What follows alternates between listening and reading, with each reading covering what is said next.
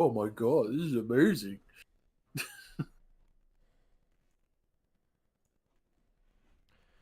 And nope.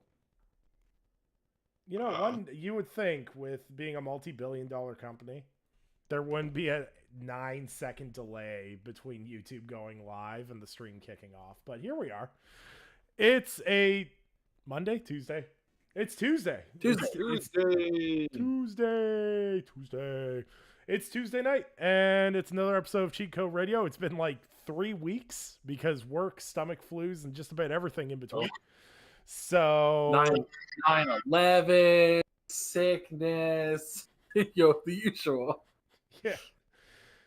Yeah, COVID-19 I was gonna say stomach flu last week for me. 9/11 the week before. It didn't feel right doing a show on 9/11, and then once you miss the day, the next day you're like, do you want to do a show? It's like, nah, let's just play video games. So we're here. We're ready to go. So joining me, as always, is the controversial, the heavily opinionated, and always wrong, Mr. Anchorman V2. Hello. And joining us with hopefully... I'm there. I don't know why I keep inviting you back. I'm cute. Meg needs to stop gassing you up. And so is Inferno. Joining us for the first time is the lovable and snuggly member of the crew, Shogun. How's it going, buddy? I don't ever say that about me. What's going on? Perfect Shogun. I'm chilling. I have not had a stomach flu recently, so there's that. That's good. Just been in these gaming streets playing me. Well, we'll get to that later, but yeah, out here chilling, gaming, video games, watching all the craziness on Twitter. You know, the usual. Yeah, that's every day at this point. But speaking of, well, I was gonna say very much like Twitter. Currently, we are in the midst of a strike. If people haven't been paying attention, there it goes. Right. And so we've got the writers' strike that's been going on, and now the interactive media video game strike authorization members have overwhelmingly approved to strike against the video game industry. They voted in 98.32% in favor, with a total of 34,000 members casting ballots. They release SAG-AFTRA's president Fran Drescher said it's time for video game companies to stop playing games. Wow, that's great. Get serious about reaching an agreement on this contract. The result of this vote shows our membership understands the existential nature of these negotiations, and now that it's time for these companies, which are making billions of dollars and paying their CEOs lavishly, to give our performers an agreement that keeps performing in video games as a viable career. This is expected to affect a wide variety of different video game companies. The 10 companies that are currently facing possible strike are Activision Productions, Blind Light LLC, Disney Character Voices, Electronic Arts Production, Epic Games, Formosa Interactive, Insomniac Games, Take-Two Productions, VoiceWorks, and WB Games.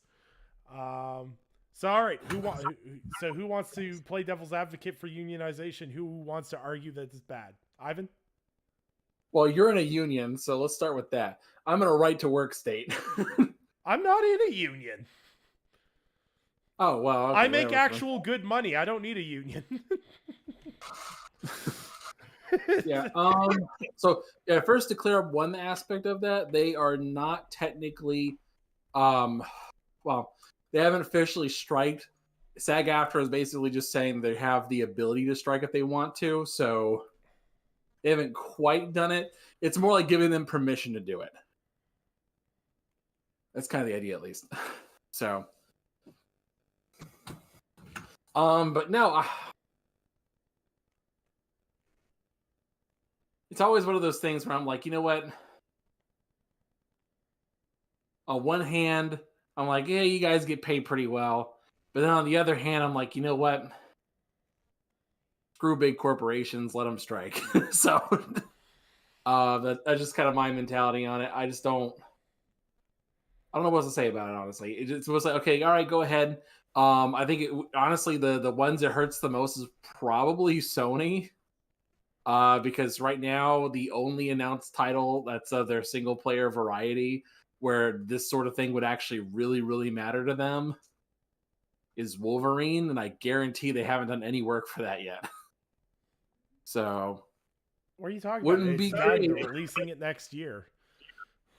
Yeah, sure.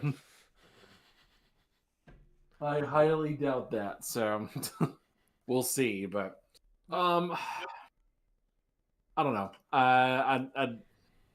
We'll see how that goes in terms of if they even get that far. But I get a feeling that specifically with the Activision one, because Activision's on that list specifically, is that because of the Microsoft deal with them, they're probably going to be like, all right, hey, we renegotiated. We're letting actually our workers unionize. They're probably going to give them a pass. As there's too many good things going on there, so we'll see how that goes. But now the thing I'll push to you guys is Take-Two's on here, which means Grand Theft Auto 6 could see another hiccup in that too. That pushes that ball back down the road, because that's another game that is most definitely releasing in 2024. Is it? That's what every Rockstar nerd keeps saying. So is that when they're projecting that big quarter in profit that they were talking about? Yeah, they were talking about their massive 300% increase in profitability and everything else. I mean, yeah, Take-Two, I guess, outside of what their 2K sports franchise, really don't have anything else going, but I mean that we know of aside from Grand Theft Auto 6 at this point. So yeah, I mean, depending on where they are with doing any mocap or recording voice lines or anything for that could definitely push that back. I don't know. We'll see what all pans out. Like I mean, I'm honestly curious to see how this would impact some of these game releases that we see coming up. I don't think it'll slow down much. I mean, there's definitely, if they can't get the actors they want, they'll find somebody. These people put some of the, I mean, they hired Ronda Rousey for Mortal Kombat as well as Megan Fox. So I mean, it's not like they're going for high class talent in even some of the AAA productions here. So, you know. Yeah. I mean, if anything, it's going to hurt people who aren't in the part of the union. So, like, new, fresh talent are not going to be really affected. Yeah. But I mean, a lot of the stuff with these strikes is that these are things we're not going to feel for like a year or two. Like, there's normally like a gap, and it's like, oh yeah, that was a thing. I wonder. And we start feeling it later. So. Oh no! Would Take-Two Interactive? I just sit there. I'm like, oh no! Jake from State Farm might not be in the next 2K game. What are we gonna do? Mm-hmm. God. Jake from State Farm. I can't believe there's an actual mini game that someone unironically put in a basketball game where you gotta bust a bar with freaking Jake from State Farm. I also hate how I rhymed that all together. I'm just so done with today already. We're 5 minutes into this, and this is terrible. All right, we'll keep it rolling along. So Starbreeze is in trouble. Speaking of things that are in a constant state of free fall. So Starbreeze released Payday 3 last week, and it's having some issues. It's currently rated lower than Starfield, which is absolutely awful. And it's struggled with multiplayer servers all weekend long. There was a 18-hour window where people couldn't get online, and now people can get online. It's intermittent. People are getting kicked off. People are losing level progress. Have either of you been able to really jump into Payday 3 this week at all, or no? Oh, I had early access, so I was playing for like 3 or 4 days beforehand. So there's always that. And that experience is actually very solid. I had no actual issues with that. Yeah, literally as soon as launch day came, it was like, nope, you're not playing tonight or tomorrow. Don't Or the worry next about day. it. Yeah, it was it was really crazy for this entire weekend, and it's just, I mean, first and foremost, one thing I want to say is I'm so tired of people acting like the world's coming to an end every time a brand new game drops and the servers don't work the first day or first 2 3 days, whatever the case may be. This is typical. Like I don't know what it is. I don't know how to solve it, but it's clearly a situation that has continued to happen since there was games that launched day one needing massive player bases, and they get more than they expect, servers go down. This is just a thing. We just have to deal with it. Like I don't know why people act like uh, someone stabbed their mom and raped their dog, or whatever the case may be. Like, calm down. Sorry, that probably was not the best thing to say.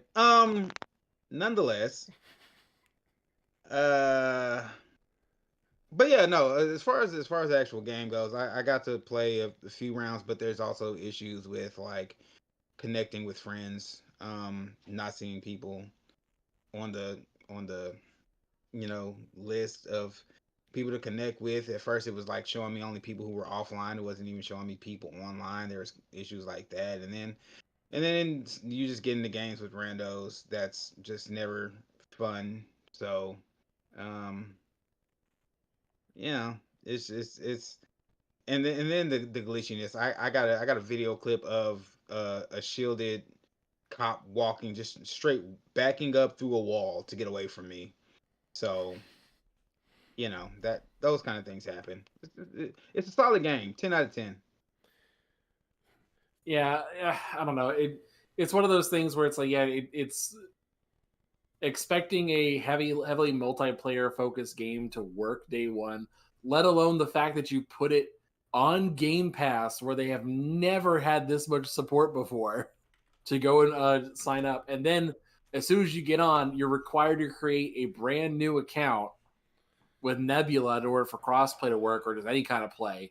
So you have everybody flooding the servers onto a website to register, and then so they can actually play the game. And there's so many problems that would just inevitably come from that. So it's like, okay, always that to keep in mind. There's a lot going on, but yeah, like you were talking about earlier, show we were trying to play over the weekend, and it was just like we couldn't get you together because it was like it would show me you were on my list of the people on the crossplay list, and I didn't show up for you. You didn't get any invites I sent to you, and it was like, oh my gosh, this is so weird.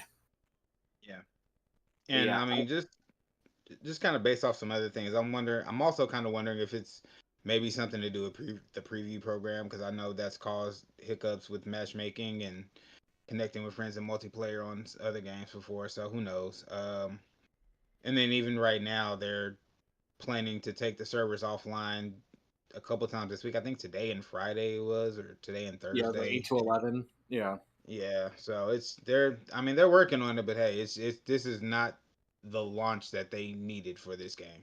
Definitely. yeah. I mean, hey, you guys are watching gameplay. All of this footage was from prior to release, so there's no real hiccups there.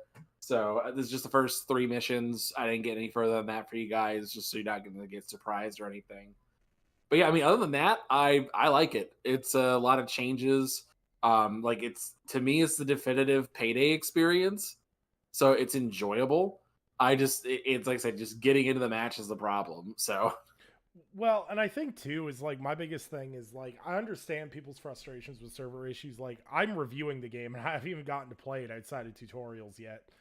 Um, and I've tried and I match made into a game and then got kicked out and I just gave up because I was like, there's no point in trying to force the issue when things clearly aren't working the way they're supposed to.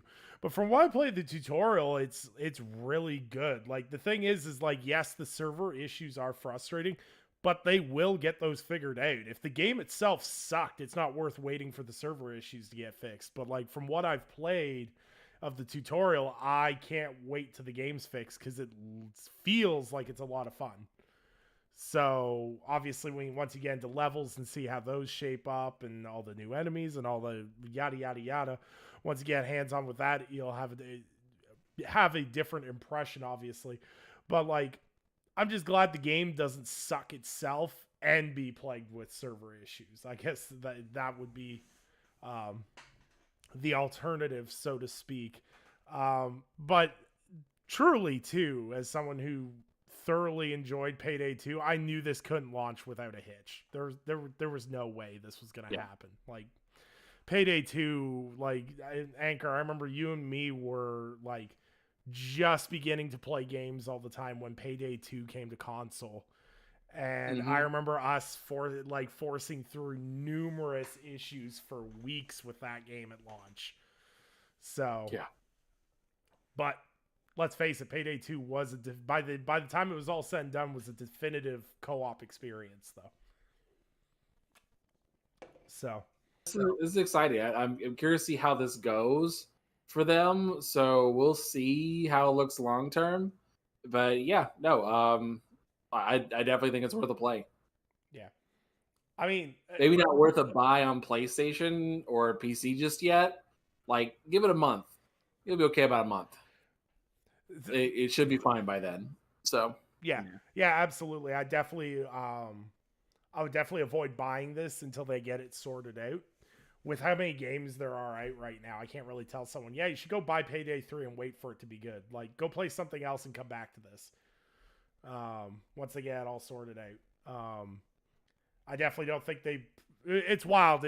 I don't think they predicted how popular this was going to be, but I feel like they should have, between Game Pass and the already pre-existing dedicated fan base for the game. I kind of figured this was going to be a big deal, but hopefully they get sorted out soon enough. There was another multiplayer game that dropped that everyone jumped into pretty fast with Party Animals, though, and that worked right off the hop.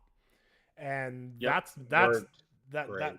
been a blast thus far. Kind of go into that. How are you guys feeling with Party Animals? Do you think it's got that Fall Guys special sauce that'll have longevity, or do you think this is going to drop off a cliff after a month? I always think longer questionability there is, it's always a hard one to answer about whether or not it's going to be successful like a month from now. I mean, because that's just how most of these games go. It's just that it's like, okay, it takes the world by storm, and then like they either give it no support or there's some issue they never fix. So there's too many things there. I can't really answer that. But I would say that like this as a game has its own unique feeling to it, where it's kind of like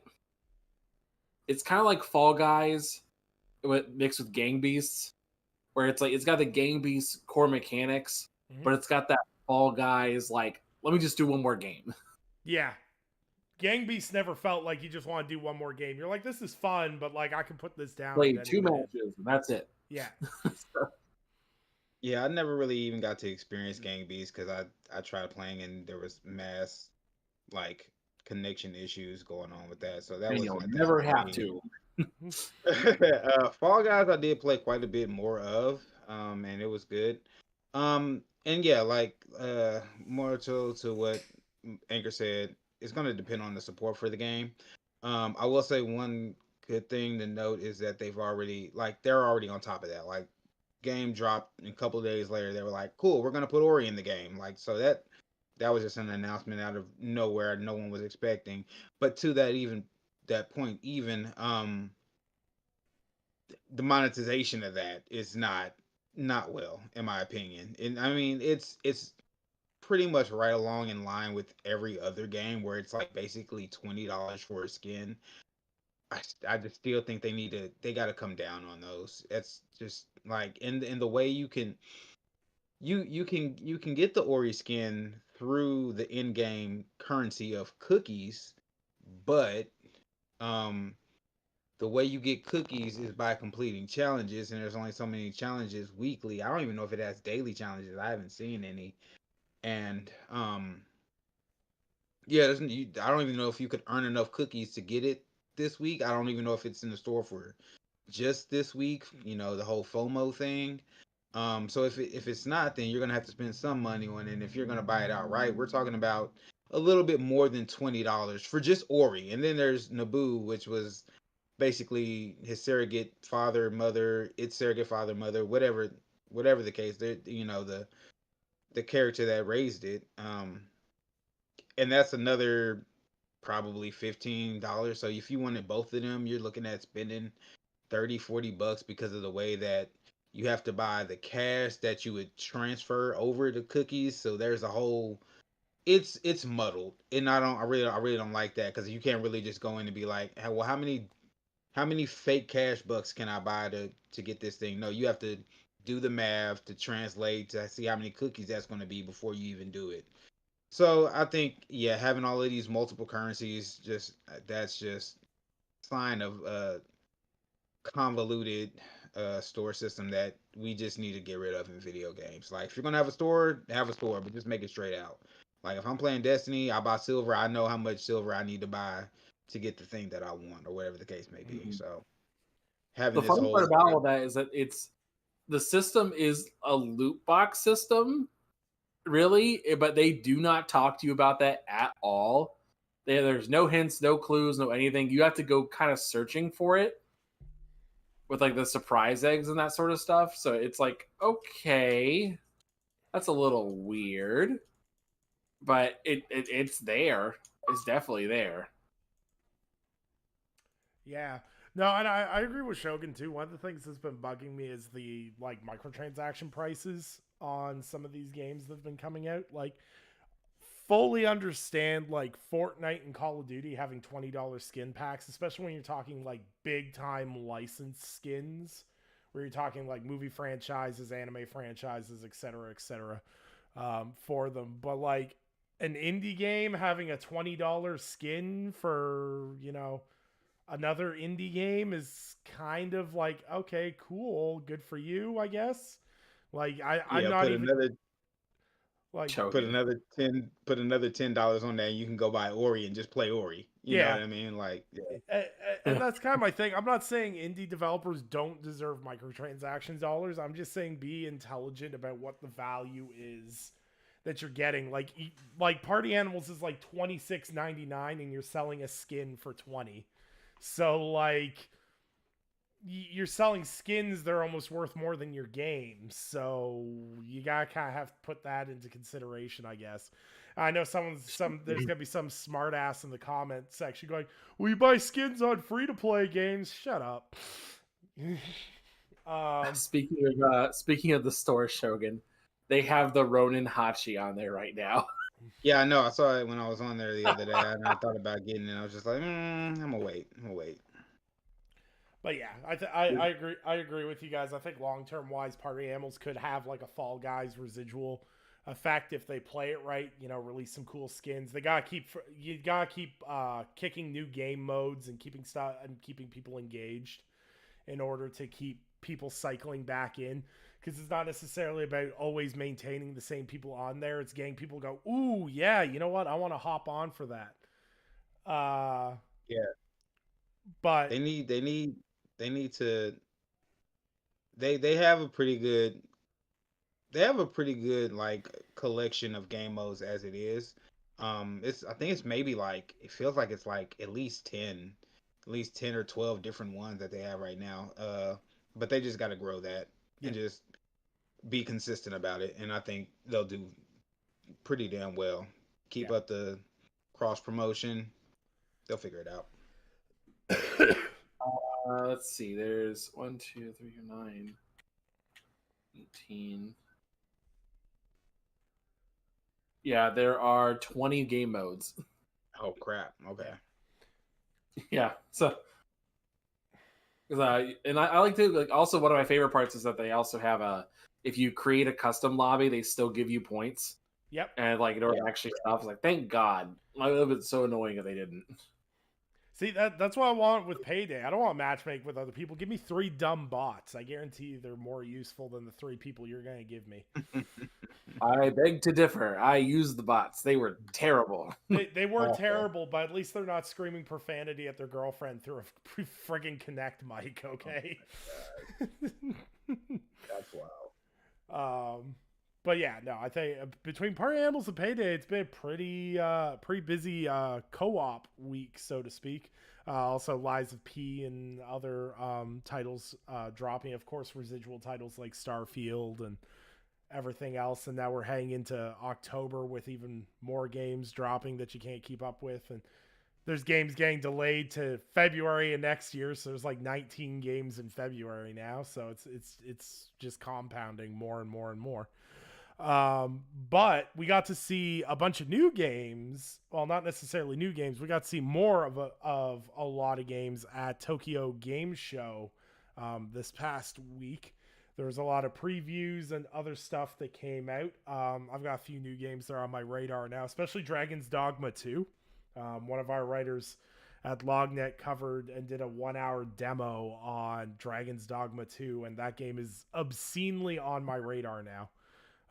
Because that looks like really fun high fantasy bullshit, so to speak.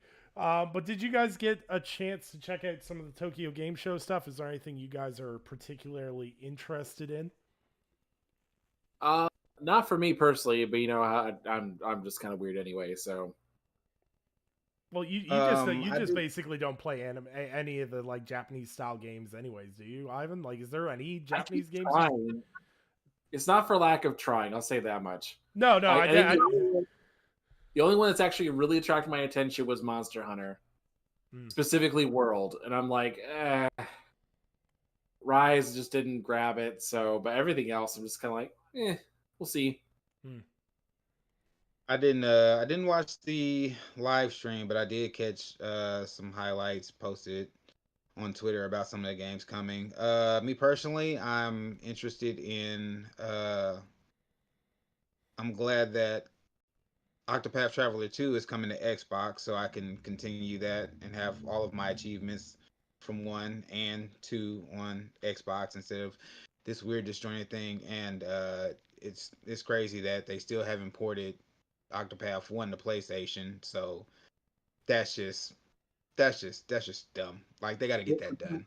If you want proof that Square doesn't know what to do with their franchises, that's example number 1. It's like, hey, let's put Octopath Traveler 2 on a system that's never seen Octopath Traveler, and then exclude it from everywhere else that's actually played Octopath Traveler. Yeah. Like, what? And then I'm actually kind of I'm a little bit looking forward to the Yakuzas that are coming. I haven't finished Like a Dragon, but I do like that one more than the traditional Yakuza games. I couldn't get with the brawler game fighting style. So it's weird that, like, I used to be someone who was not into turn-based combat growing up. I was like, what is this? This is stupid. I wanna fight. I wanna be able to move around and blah blah blah. But as I'm getting older, I'm in my mid-30s. But my reflexes ain't what they used to be. I can't play Twitch shooters as well as I used to. So, I've kind of gotten into turn-based mechanics again, why I'm into, Octopath Traveler. So I do like that they're turning their focus turn-based, at least on, one side of that franchise. So there's that. And I'm also kind of interested in the Ace Attorney games, I guess, coming to Game Pass, because I've always kind of been slightly interested in playing those, but wasn't really willing to put the money down for them. So I don't know. I'll check it out. And it's out now, I guess, already. So I'll try to check that out whenever I can pull myself away from Starfield. Yeah. Yep. That's always the hard part. Which, by the way, we need to address that Nick's a liar. He said multiple times he was going to have Starfield done by now. Listen. Moving on.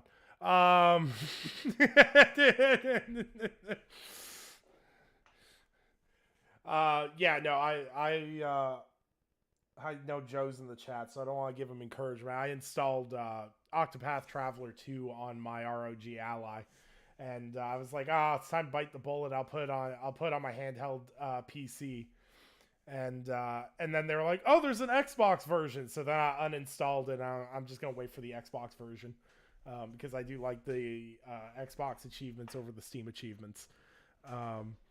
But yeah, more Yakuza's great. The one that I really am looking forward to is that Pokemon shooter, Pal World, where Oh it's yes, I like forgot Pokemon about with that one. guns. Beyond excited for that. Like that I thought they would have been DMCA'd by now, but they haven't, so it's full steam ahead now. I mean, there's not. I get the jokes. There's just not much No. uh they can really do. I mean, they're not ripping off actual names and characters. I mean, you can't get mad at them for characters or monsters that look somewhat similar. That's been a thing for the longest time. As long as they don't actually call them Pokemon or use Pokeballs or any of their other, trademark lingo, they'll be fine. Yeah. Actually, there was one thing at Tokyo Game Show that I know Ivan would have been interested in. Because it's wild to me that they decided to debut the actual gameplay for Fallout 76 Atlantic City at Tokyo Game Show of all places. Yeah, I heard that. Never bothered watching it. I was like, well, if you weren't ballsy enough to show it to me at E3, I guess I don't need to see it. I can't with you. I mean, I know what I'm gonna get. I don't need to be sold. I'm already gonna have it. Whatever. Just put it out already. Yeah, and then we got some, some Exoprimal stuff, some smaller titles and whatnot. Persona 3 Reloaded of February 2nd. We got Persona 5 Tactica. There's a big PUBG update, actually. That's something we need to get into. Ivan, we need to reinstall. Maybe over the Christmas break, we need to go play PUBG again. When you finish Starfield. I'll be finished Starfield by Christmas. I almost don't want to play PUBG. I got ripped off trying to buy one of their packs, and I never got my money. And then they like go to our support, and then the support was some in Korean, and it was just like, you know what? I don't even care. I'll just lose that $10. I think I'll just me and Ivan stopped playing PUBG before there was microtransactions in it. If there was, they were very minuscule. So. Oh, actually, no. I remember because it was when they had the stupid buy. It was like spend $20 and you could get silver plated guns. Was the microtransactions in PUBG when we were playing? I was like, yeah, no, those are garbage. I'm never gonna do that. But yeah, some interesting stuff, some weird stuff for sure. It was interesting to a certain extent that they decided to show off Fallout 76 and more Elder Scrolls Online at Tokyo Game Show, because I'm not sure what the audience appeal was there, or if they were trying to appeal to an audience. But they did also show off a Japanese track for Forza Motorsport, which is, less than, I think that's 8 days away now. 9 days away. I can't remember. It's less than 10 now. So, not a bad showing. Interesting stuff coming down the pipelines for those that are interested in it. I feel like with Xbox's Japanese support, it's getting really, really good. But now I've hit a point where like I got too many games now. It's like they got Japanese support plus all the other stuff now. I'm like, oh God, okay. Let me just add that to the 19 other games I've got to play and I want to play. And I feel like I could not buy a game for the next 3 years and still not play all the games that I should have played. Yeah. Yeah, it was funny. Aaron Greenberg made a post when Payday dropped and was like, "You can play Payday now." And he's like, "Also, I'm sorry for the back-to-back constant releases this week." And it was just like, "Yeah, because you're killing me." I mean, it was what? It was Lies Party of Animals. Party Yeah, Lies Animals. of P, Party Animals, and then Payday back like literally one day after the other. Yeah. And it was just like, man, like this is too much. This is I can't play everything. I'm still playing Starfield. I can't. What are you doing to me? My plate's full, man. I gotta come back for another one later. Just calm down. And then, like you said, they're still churning them out. We've got Gotham Knights coming. I mean, of course, right? So, uh, no, but More than definitely, two-person co-op now, or is it still just two people? I think it's still two people, but it's still got that four-player other mode, whatever that was. We don't count that mode ever. Yeah, I mean, sure. That one's more like I guess more like a similar to Strike and Destiny kind of thing. From what I understand, I don't know. I didn't look too deeply into it, but yeah, the campaign itself is still just two-player co-op. Did you guys end up beating that, or did you guys give up? Yes, Yeah, no, we beat it. it was fun. I enjoyed it. Right It on. just the 30 FPS thing is total bullshit. So I don't care what they say. Like, oh, we can't get 30 FPS. Yeah, sure. Like the stuff you were doing was not that complicated. Like it really wasn't. Like it's not like there's like a ton of people running around. It's a fairly barren. Like it's not like super dense either. So it's just like, I don't believe you. We can't get this running at 60 FPS. It's got too much detail. Where's the detail? Batgirl's got really flowy hair.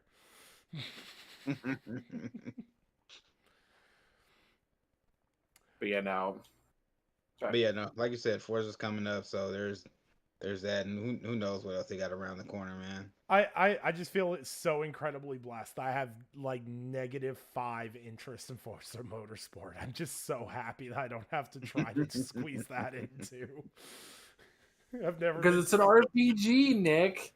You have to. Okay. Everything's an RPG. No, you did this, Ivan. You did this. We're gonna talk about this. Okay. Just because your game has a skill tree doesn't mean your game's an RPG. Isn't that what's the defining characteristic of an RPG, Nick? No, it's not. But Oh, that's right. You mean to like you equipment mean to that tell me you that can use. unlocking skills is not a part of a role-playing game? Oh I thought that was entirely unique to it. It's an RPG It's, because you can choose your card. Joe, you're in timeout. the RPG conversation is way out of hand. We gotta stop, and I blame the industry for this for the most part because it's them just trying to squeeze SEO out of all of their games essentially, and it got stopped. There like I don't care who the hell you think you are. Horizon is not an RPG. And I think people are just using it to try to make, especially a lot of these higher AAA budget games, have easy chance at winning an award of any kind. Because other than that, really all you got is like a bunch of turn-based games, and like Final Fantasy isn't really dropping as frequently or as well. Essentially, I mean, it was like what, how many years between 15 and 7 remake, and then how many between that and 16? So I don't know, the RPG genre it's either a big budget AAA game that's really just an action game with some leveling and RPG skill leveling, or skill trees, or some 2D game like Octopath or Sea of Stars that are out this year. So yeah. Yeah, I don't know. It's always frustrating to me because I've always looked at role-playing games. The key thing that defines a role-playing game for me is the implication of decisions.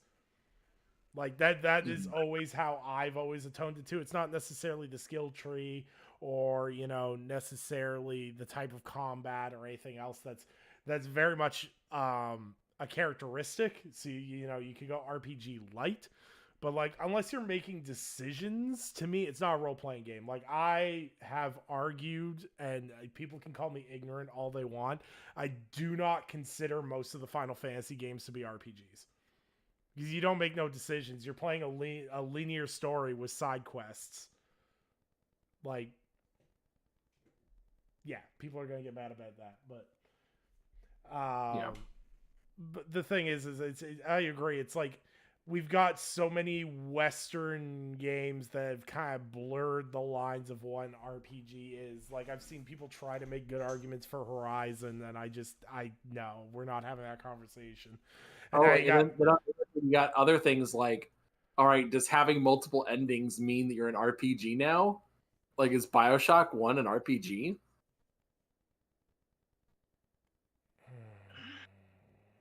I mean, technically, by my definition, there is decision making and there is skills and there is. So you could make an argument that BioShock is an FPS with RPG elements. You could easily make that argument. It's the same thing as I saw someone online saying, well, an RPG only works as if you're playing an avatar. So like you get to create the character. So like Skyrim, Oblivion, things like that. That's an RPG because it's a role-playing game.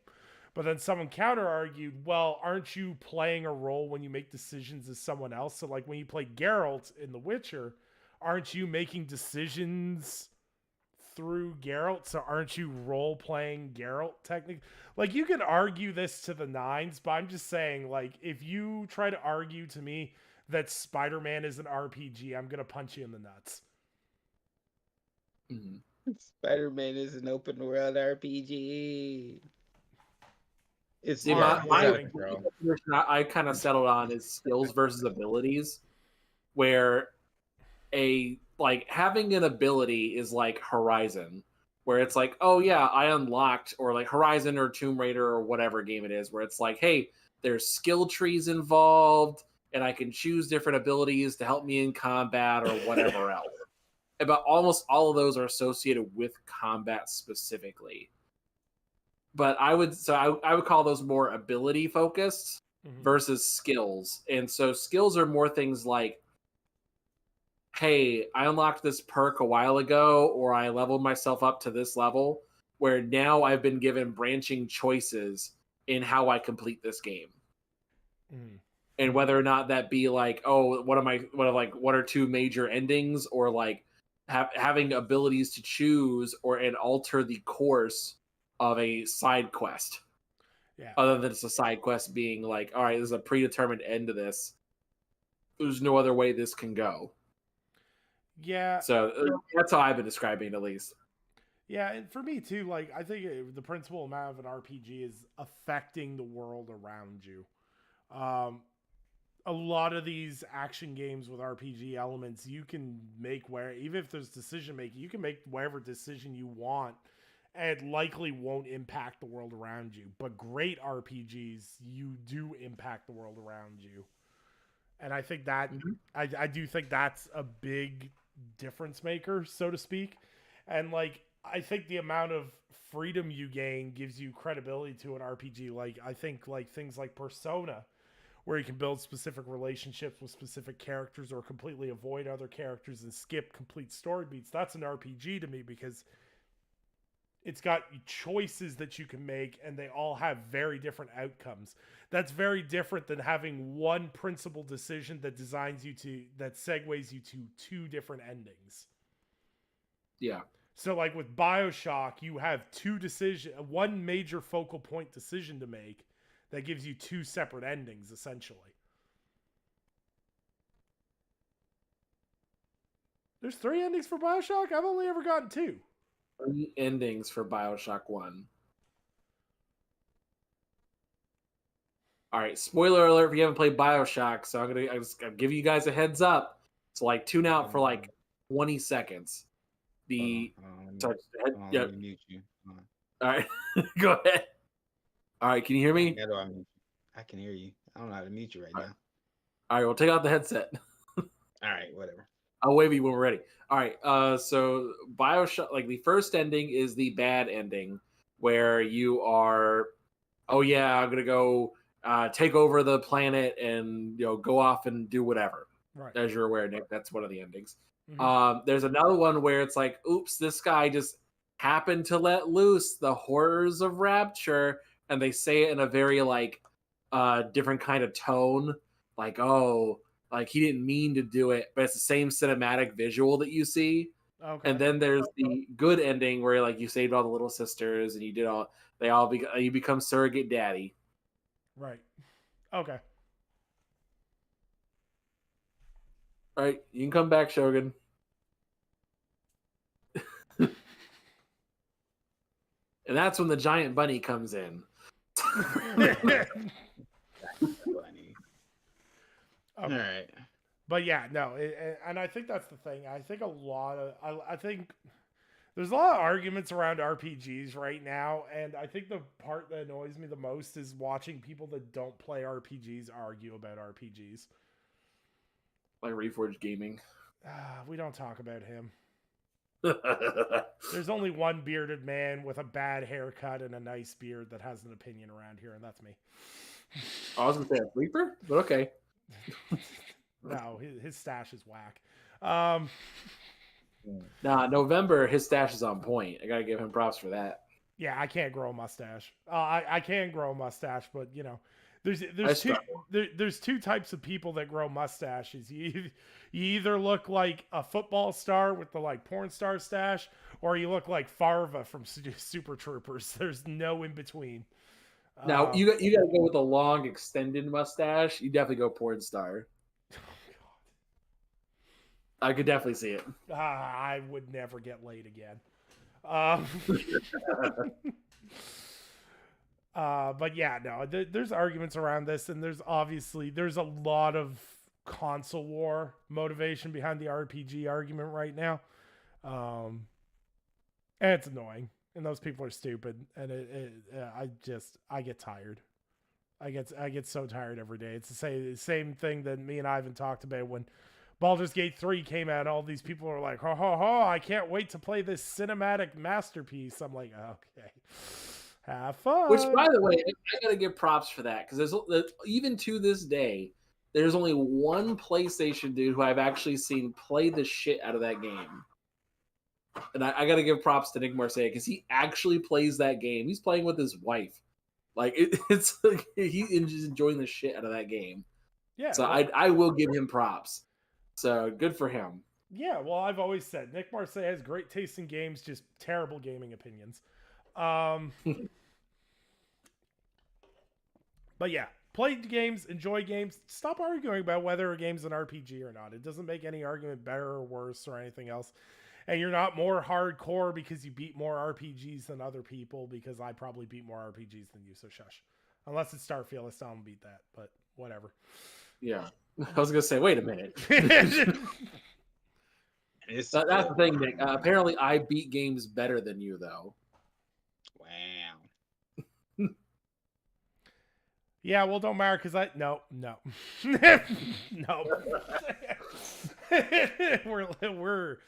We're moving right along.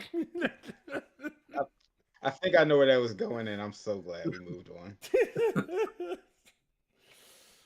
Yeah, we're just gonna keep moving along. So Cyberpunk's cool. So we'll segue off RPGs here. So Cyberpunk 2077 got its big 2.0 update, and Phantom Liberties is dropping. Anybody got this reinstalled? I'm watching my download right now, and I'm just I got it. Yeah, you got it. Yeah. Go ahead, Joker. I'm sorry.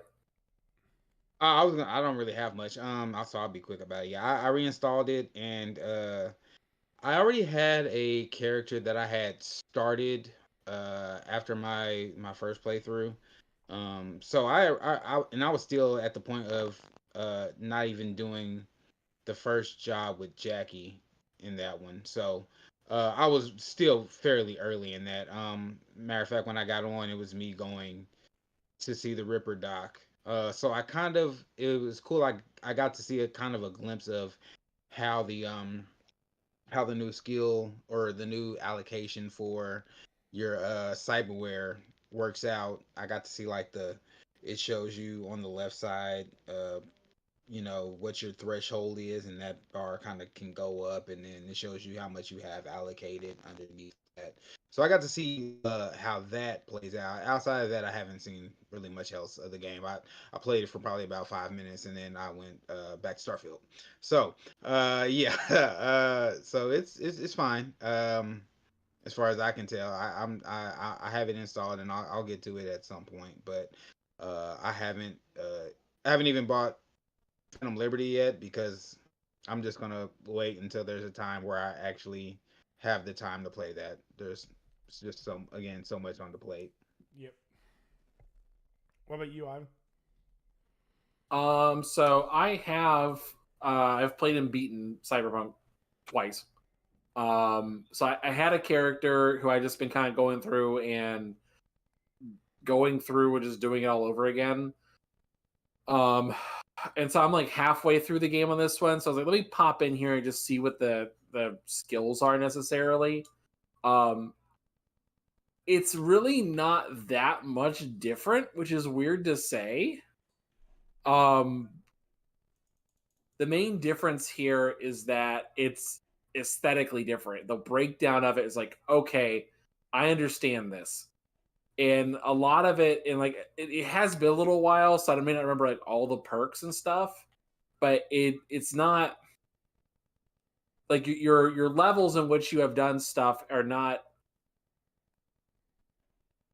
I'm trying to explain this best.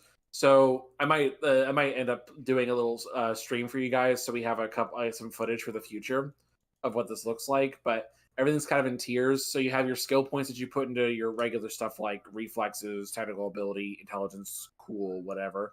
And instead of it being this weird mishmash of trees of different perks and stuff, it's a more traditional tree system where it's like, okay, here are like 2 or 3 trees you can kind of build into under this one particular perk. So like I have it pulled up here right now. So like I focus on intelligence with this particular build, where it's like, oh, you can do car hacker if you want to, or you can do like optimization to increase your RAM recovery rate for quick hacking. And then you have like Eye in the Sky, which gives you access points with cameras and other stuff. And you can build off of any one of these trees, but based on how many points you've put into the base skills, like intelligence or whatever, determines how far up that tree you can go. So it's kind of like a gatekeeping method that's in there. So it's a little weird. And if you have a character, they just force you to respec into playing into the system. It's really not much different though. Like the game's not like inherently different. It's just a different method of pointing these skills out to you, at least as far as I could tell. So, but yeah, other than that, it's not drastically different.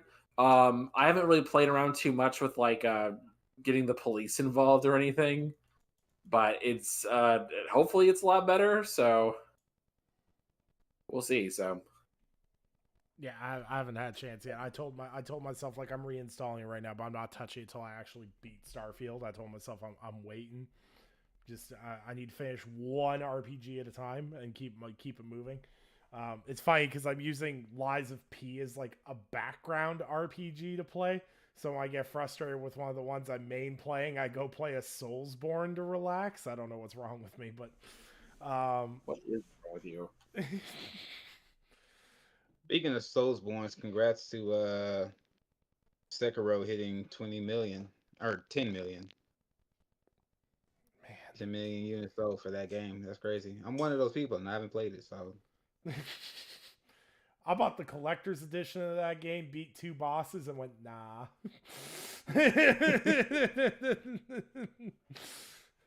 Yeah, no, that's good marker for that game for sure. But yeah, no, as far as Cyberpunk goes, I'm definitely interested in diving in. I'm gonna make a new character because I did 3 full playthroughs of that game. Yeah, 3 full playthroughs. I'm missing 1 achievement. And I needed to do another full playthrough to 100%, and I was like, "Nah, I can't do a 4th. It's gonna kill me." So speaking of things I haven't played, I kind of want to go back to the TGS thing real quick because I just thought about something that that Tales of Arise, is that a sequel? Which one, sorry? The new Tales of Arise? Oh, Because at first I thought it was just a DLC, but it looks like it's a whole nother game from the way I've seen it in the store. I'm not, or like some marketing on it. I could be wrong, but it looked like it was like not just a DLC because it's like full. It's like full game price. hold on. And the only Tales game that matters right now is Tales of the Shire. Oh boy. Jesus. All right, Ivan, have your little spiel by Tales of the Shire and what you hope it is. So Tales of the Shire, for those of you who did not catch on to this, it was the most random announcement I don't think anybody was expecting because it was like, what? It's Weta Workshop. Weta Workshop has not really made a game per se. They predominantly are known for the people who are in charge of the costumes and set design for Lord of the Rings and The Hobbit. That's their number one thing. They work with Del Toro pretty highly up there. But they have a video game division, and they've been working on like VR and AR assets for people. So that's just been a thing they've been doing for the last few years. But they decided they want to make an actual brand new game, so they partnered with Private Division, who's going to publish, and they are making a self-described cozy Hobbit game. So we don't know anything about this at all, but we just know it's something Hobbit related, and it's intentionally being cozy. I don't know. We know nobody knows what it is exactly, but I have like theories of what they could be shooting for and what I hope it is. But like, I hope it's either like a Animal Crossing kind of game where it's like, hey, look, this is your own little Shire town, and you have to like put it together and build your community with randomized people like Tiltuk Bilbo Bags or something. I don't know, like just random names and random villagers. Like that'd be fun. Or it could be like a Stardew Valley experience where there's like a set village that you are now a part of and you are living your life in there. So I don't know what it's going to be, but that's what I hope. God knows we need more cozy games. See, I want it to be like a mob underworld game. I want it to be like you start your own ale house and then there's like Hobbit turf wars. And have it be like Mafia 2, but with hobbits. Ooh. That'd be wild. You know, Pippin's packing a Glock. It's packing.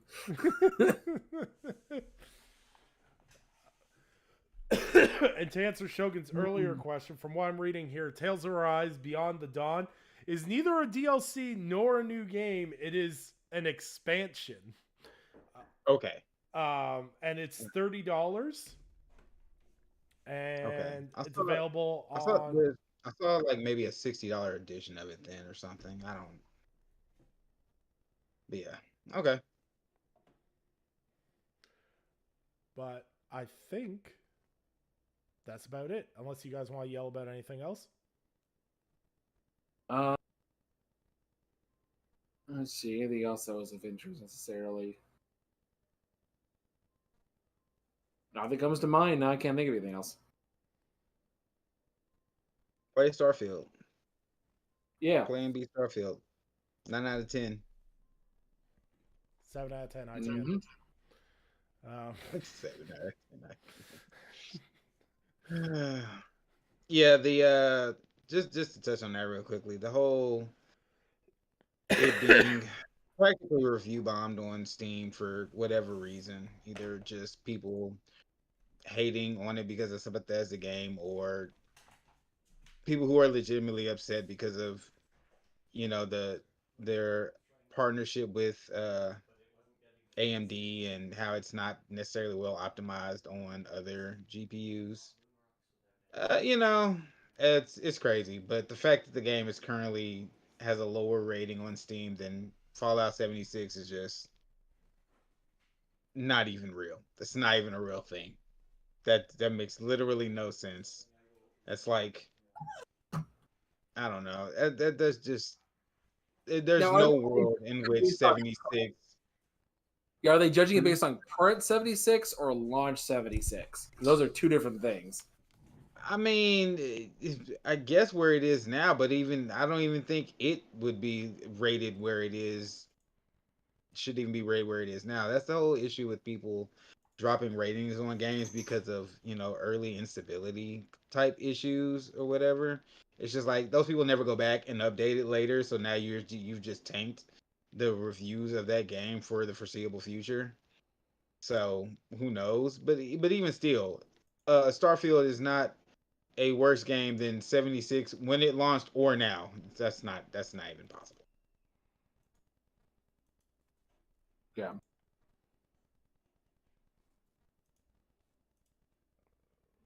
No, absolutely not. And OBS just broke. Great. We still hear everything. Yep. Okay. It's just our cams are frozen. Great. Uh-oh. Oh well. We can do outros with frozen cams. I can deal with that. So Shogun, where can people find you if they want to find you? You can find me on Twitter at Perfect Shogun. I don't ever remember if there's an underscore in there or not. I know there is on Twitch. You can find me at twitch.tv perfect_Shogun. I don't stream much, but I do from time to time. But yeah, you can catch me on Twitter, just in there checking the news, mostly reposting about games that I really thoroughly enjoy and believe need to be evangelized about and played by people, or just posting screenshots of Starfield because that's what I do these days. That's pretty much my jam. So yeah, that's where you can find me, and thanks for having me on. Absolutely. Ivan? Anchorman V2. You can find me on every social media platform. So you can tell me about wrong opinions and why you think Troy Baker is God's gift to mankind, and we'll talk about that later. So No, we will not. I'm your host, Nicholas Downey. You can find me on Twitter at NicholasCC and you can find all my written work at lordsofgaming.net. And thank you for hanging out with us. You can catch us next Tuesday at 8 p.m. Eastern Standard Time. And we will have more for you guys to talk about next week, hopefully. And yeah, more gaming opinions and wrong opinions. I like wrong opinions. All right. Have a great time, everybody, and see you guys next week. Bye for now.